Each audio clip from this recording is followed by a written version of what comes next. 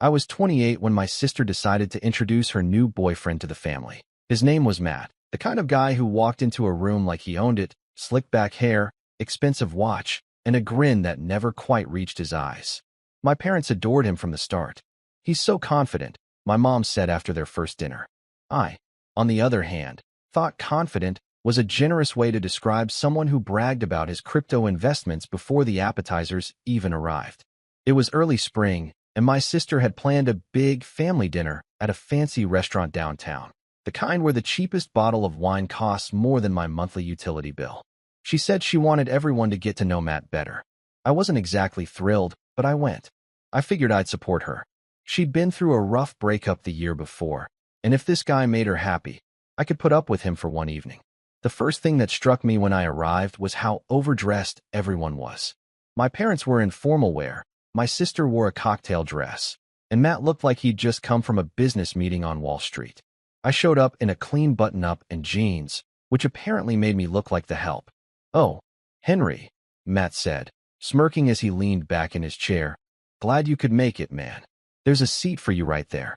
He pointed to a chair wedged awkwardly near the end of the table, right next to where the waiters were dumping dirty dishes into the bin.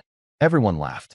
My sister giggled nervously, like she wasn't sure whether to defend me or join in. My mom looked mildly embarrassed, but said nothing. I just smiled, trying to keep the peace. "No problem," I said, pulling the chair back. "Perfect spot for someone who likes people watching." Matt chuckled and raised his glass. "That's the spirit, bro. You're part of the family now." He emphasized the word family, just enough to make it sound like a joke at my expense. Dinner went on, and Matt dominated every conversation. He talked about his job, some consulting gig that was never clearly defined, and how he'd just leased a new Mercedes because you can't look successful without one. He asked my dad how his retirement life was going, even though my dad still worked full-time, and he complimented my mom on her vintage taste in jewelry, which I think he meant as a compliment. Every sentence that came out of his mouth seemed polished, rehearsed, the kind of charisma that fools people who want to be impressed. But what really started to grate on me was how he treated my sister. Subtle things. He'd cut her off mid-sentence. He'd tell her to let the men handle certain topics. He once wiped a drop of sauce off her cheek and muttered, "You always make a mess, babe," in a tone that made me want to shove my chair back. At one point, my sister tried to bring me into the conversation. "Henry just got a promotion," she said proudly. Matt turned to me with that same smug grin. "Oh yeah? Doing what?" "I'm a software engineer," I said. "Moved up to a senior role a few weeks ago." He tilted his head like he was studying a particularly interesting bug under glass. "That's cute. My cousin's kid is into computers too. You should talk sometime. He's in high school, though, so maybe he could learn from you." Everyone laughed again, even my dad this time. I forced a smile, but inside, I was boiling. Halfway through the meal, the waiter brought out the wine list. Matt snatched it up before anyone else could look. "Let's celebrate properly," he said, flashing his teeth. "I've got this." He ordered 2 bottles of something I couldn't pronounce and a round of appetizers for the table. When the waiter left, my mom whispered, "Matt, that's too much," but he waved her off. "Relax," I said, "I've got it." "Your family." That word again. Family. As the night went on, I noticed a pattern. Every time Matt said family, it was followed by a glance in my direction, a half smirk, a little dig. Like he was testing me, seeing how far he could push before I broke. I stayed quiet, not wanting to ruin my sister's evening. But the more he talked, the more I could feel the tension knotting in my stomach. Then came the toast. Matt stood up, glass raised. "To family," he declared. "To people who stick together no matter what. And to the future." He gestured toward my sister and winked. Everyone clinked glasses. I raised mine too, trying not to show how hollow it all felt. Then, out of nowhere, Matt said, "And to Henry, who's lucky to be invited to the grown-ups table." Laughter again. My sister gave him a sharp look this time, but he just shrugged like it was all harmless fun. I didn't laugh. "You know," I said, keeping my voice calm, "you're awfully comfortable making jokes for someone who's still on the probation period." The table went silent. Matt's smile faltered for a split second before snapping back in place. "Hey, I'm just kidding around, man. Don't take it so personally." I forced a grin. "Of course. Just making sure we're on the same page." After that, things got awkward. My parents tried to steer the conversation elsewhere, but the energy had shifted. Matt kept shooting me little glances, smirks that said he wasn't done yet. When dessert came, he leaned over to me and whispered, "Lighten up, man. You're not family yet, but maybe one day." That's when I knew this guy wasn't just arrogant. He was testing boundaries, seeing how much he could humiliate me before someone stopped him. The waiter came back with the check, a thick leather folder, discreetly placed in front of Matt. He flipped it open, and I could see his eyes flicker. The total was over $1,000, thanks to his extravagant ordering. He tried to keep his composure. Yeah, put it on my card," he said casually, handing it over. The waiter disappeared, and Matt leaned back in his chair, arms crossed like he'd just conquered a small country. Then, 30 seconds later, the waiter returned. "I'm sorry, sir. Your card was declined." The table went quiet. Matt frowned. "That's impossible. Try it again." The waiter nodded and walked away. I tried not to smirk. My sister looked mortified, whispering something to him under her breath. The waiter came back again. "I'm sorry, sir. It was declined again." Matt's face turned red. "Run it again," he snapped. The waiter hesitated. "Sir, we've tried 3 times." That's when I stood up. I looked Matt straight in the eye, every ounce of frustration from the evening bubbling to the surface. "You said I'm not family," I said, my voice steady but loud enough for nearby tables to hear. "So go ahead. Pay for your family." The color drained from his face. My sister's mouth fell open. My mom gasped quietly, and my dad stared at me like he wasn't sure whether to intervene or let it play out. The waiter just stood there, awkwardly holding the bill. Matt opened his mouth, but no words came out. And that's when I turned to the waiter and said, loud enough for everyone around us to hear, "Looks like there's been a mistake," I said, keeping my tone calm but firm. "He's not paying for me. I'm not family, remember?" The waiter blinked, unsure what to do. My sister's eyes darted between me and Matt, and my mom reached for her purse like she could smooth everything over if she just threw money at the awkwardness. But I wasn't letting that happen. Not this time. "Henry," my dad started, his voice low, warning. I didn't even look at him. "No, Dad. I've sat here all night being the joke. I've been called the kids' table, the outsider, the one who doesn't belong. Well, now I'm just returning the favor." Matt tried to chuckle, but his voice cracked. "You're really going to make a scene over a joke?" "Over a joke?" I repeated, laughing quietly. "You've been taking shots at me all night, treating my sister like a prop, and you expect me to sit here and let it slide because you think you're impressive? You wanted to play grown-up. Congratulations, now you get the grown-up bill." The waiter stood frozen, unsure who to listen to. My sister finally broke her silence. "Matt, just pay it," she whispered. "I can't," he muttered, face red. "It's probably some limit thing. I'll handle it later." The waiter cleared his throat. "Sir, I'm afraid we'll need payment tonight." I could see Matt's jaw tighten. He looked like he wanted to crawl out of his own skin. He turned to my parents. "Could one of you?" That's when I stepped in again. "You said you've got this, remember? Your words." "I've got it, because you're family." I gestured to the table. "Well, here they are. Your family." The table went dead quiet. My dad's expression hardened, not out of anger toward me, but disappointment in the situation, maybe in Matt, maybe in himself for not stepping in earlier. My mom looked mortified, whispering to my sister to just sort it out quietly. But my sister didn't move. She just sat there, shoulders shaking slightly, eyes glistening like she'd finally seen the side of Matt I'd been noticing all evening. The waiter looked around, awkwardly clutching the folder. "Should I split the bill?" he asked softly. "No," I said. He insisted he's covering it. And honestly, I'd hate to insult him by suggesting otherwise. Matt's composure cracked. "You think you're funny, don't you?" he snapped, voice rising. "You show up to dinner in jeans, freeload off your parents, and think you can talk down to me?" I leaned forward. "You're right. I'm not family, which means I don't owe you a single thing." The words hung in the air like a slap. The couple at the table next to us turned to watch. My dad muttered something under his breath, and my mom reached for her purse again. Matt noticed and barked, "Don't. I'll handle it." The waiter, clearly fed up, said quietly, "Sir, we do have to settle the bill before you leave." Matt rubbed his forehead, fumbling for his phone. "I'll do Apple Pay," he muttered. "It's probably just my card." He held up his phone, tapped it against the terminal, declined. Again. At that point, even my dad couldn't hide his frustration. "Matt," he said slowly, Maybe we should just pay and sort it out later. But I wasn't done. Dad, I said, my tone sharp, don't. You heard him. He's got it. The waiter was starting to look apologetic, like he wanted to vanish. Matt glared at me, his jaw twitching. You think this makes you look good? You're embarrassing your parents. No, I said. You did that when you started treating people like props. The air between us went still. That was when my sister quietly stood up. Everyone turned toward her. Her voice was shaky but clear. Matt, sit down. He froze. I mean it, she said. Sit down. He hesitated, then lowered himself back into the chair. She turned to me. Henry, thank you. Then she looked at the waiter. Can you give us a minute? The waiter nodded and disappeared, leaving the table heavy with tension. My sister's hands were trembling. I'm sorry, Henry, she said softly. He's been different lately.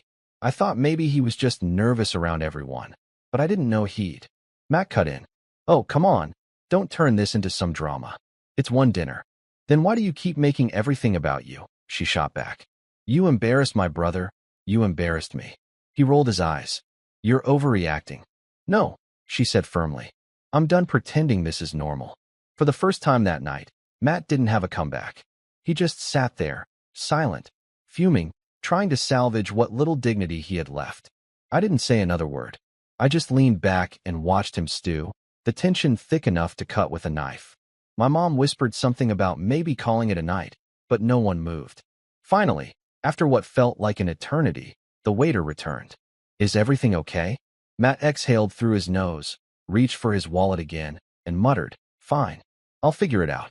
He pulled out a different card, a black one this time, and handed it over. The waiter took it, disappeared for a moment, then came back.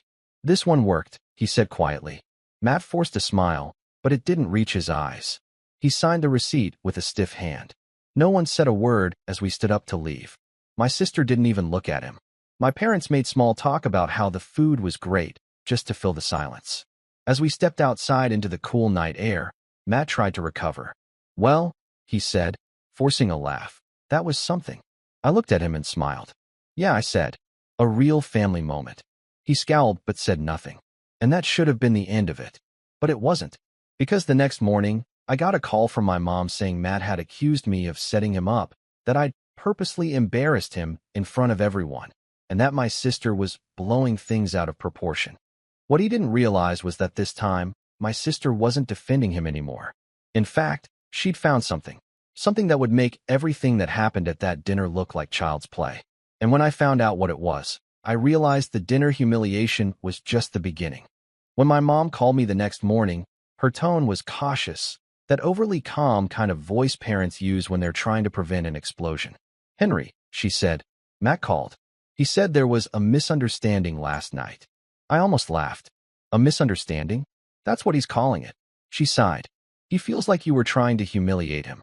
He said you knew his card wouldn't work and that you. I cut her off. Knew? How would I possibly know that?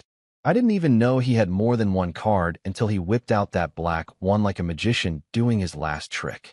Henry, please, she said gently. I'm not defending him. Your sister's upset too. She's not talking to anyone right now. That got my attention. Not talking? To him or to us? Both, my mom said, hesitating. She said she needs time to think. I think she's realizing things. I hung up with a pit in my stomach. Part of me wanted to drive over to her place and make sure she was okay. The other part knew she probably needed space. Still, something about it didn't sit right with me. The way Matt had gone from smug to desperate overnight. The way my sister had suddenly gone quiet. By that evening, I couldn't take it anymore. I texted her. Me? Hey, you okay? Her, yeah? Can we talk soon? Me? Of course. Her? Come by tomorrow. But don't tell mom and dad yet.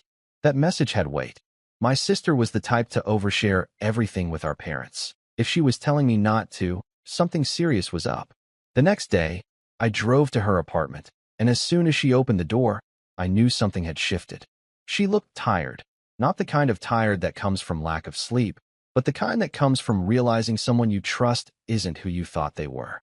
Thanks for coming, she said softly. She led me into the kitchen where her laptop was open on the counter.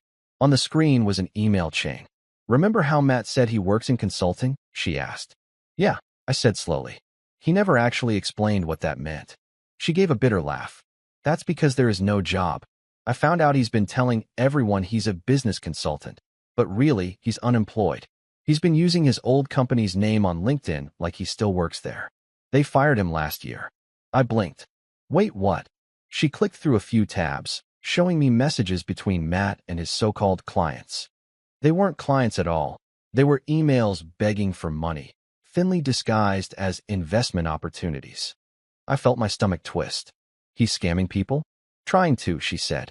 And get this, he's been using my name for credibility, saying I'm helping him manage accounts. I found it in his sent emails. I just stared at her. You've got to be kidding me. She shook her head, tears welling up. No, Henry, I'm not. He's been lying about everything. The watch, the car lease, even his apartment, it's in his cousin's name. And last night, that dinner? He was trying to impress everyone so he could pitch some business idea to Dad later this week. That's why he ordered so much. He thought he could show off. My jaw tightened. So when his card declined, yeah, she said. He had no money left. We sat in silence for a moment, the weight of it all settling in. I could hear the hum of her fridge, the faint ticking of the clock. She rubbed her eyes and whispered, I feel so stupid. You're not, I said quickly. He's good at manipulation. He fooled everyone, even Mom and Dad. She sniffled. He said he loved me, Henry. And I believed him. I didn't know what to say.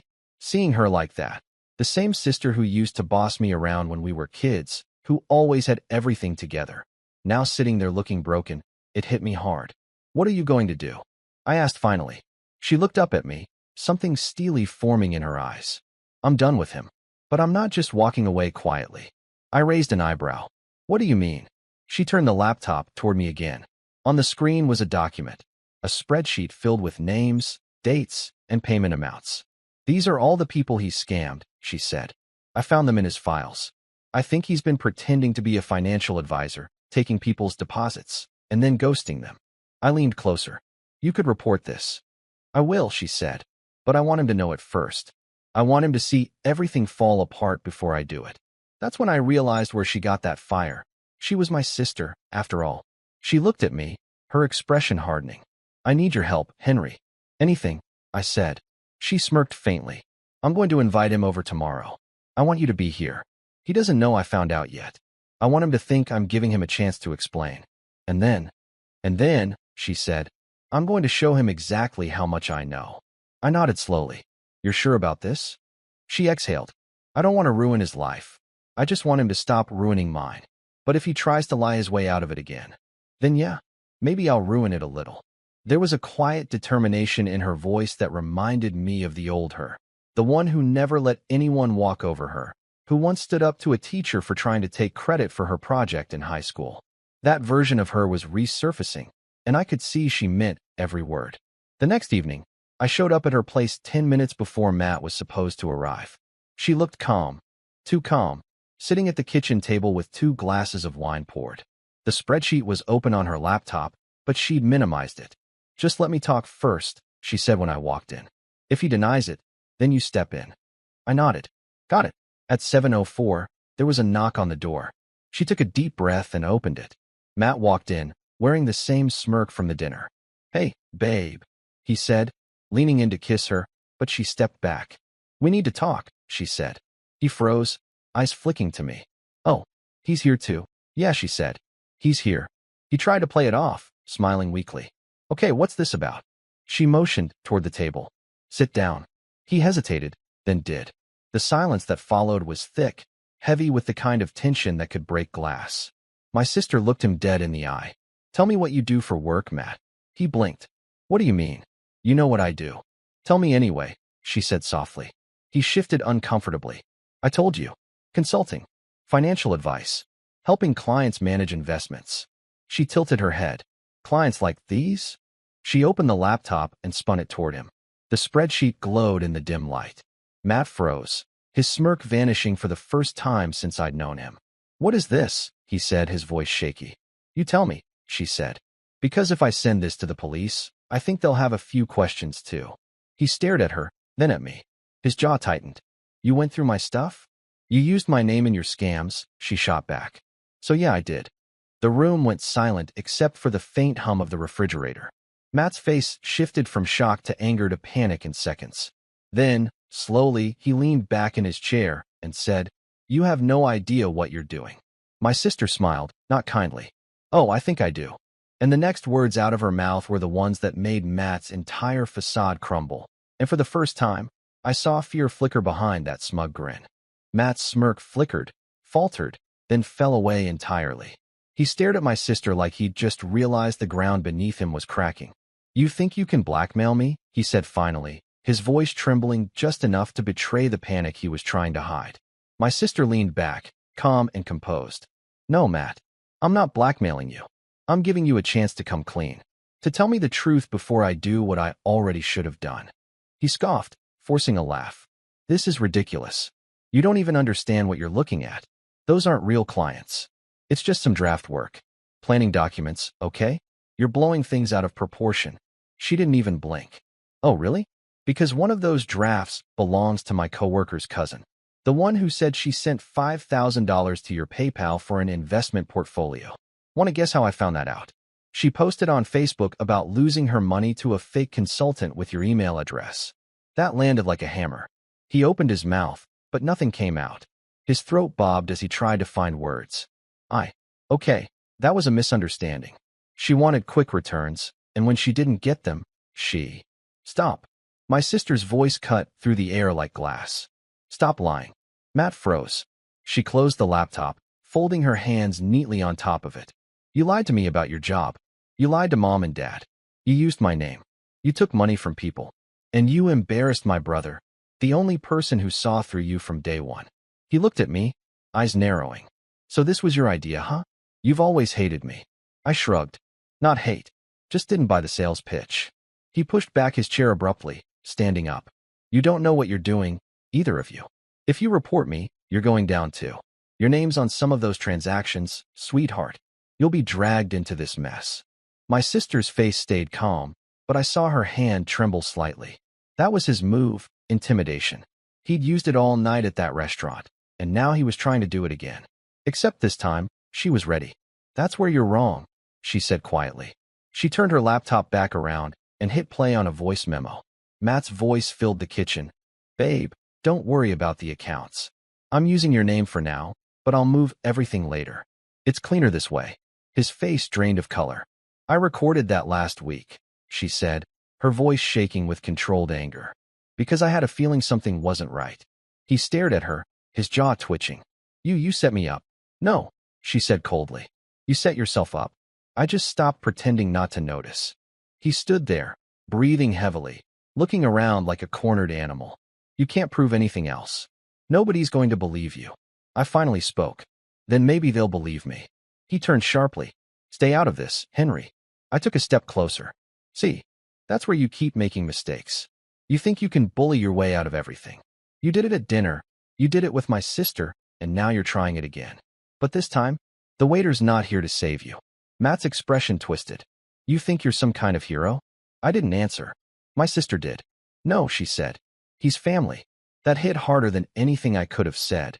She stood up slowly, laptop in hand. "You have two options, Matt. One, you leave right now, and I contact every person on this list to warn them. Then I go to the police with your files.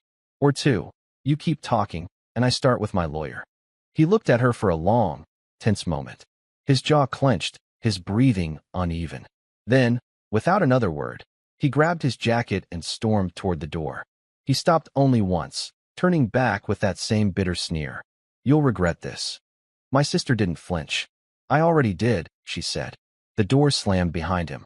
For a long time, neither of us spoke. The silence was heavy but clean, like the air after a thunderstorm. Finally, she let out a shaky laugh. "I can't believe that just happened." I smiled faintly. "You handled it perfectly." She sank into her chair, covering her face with her hands. "I feel free. Angry, but free."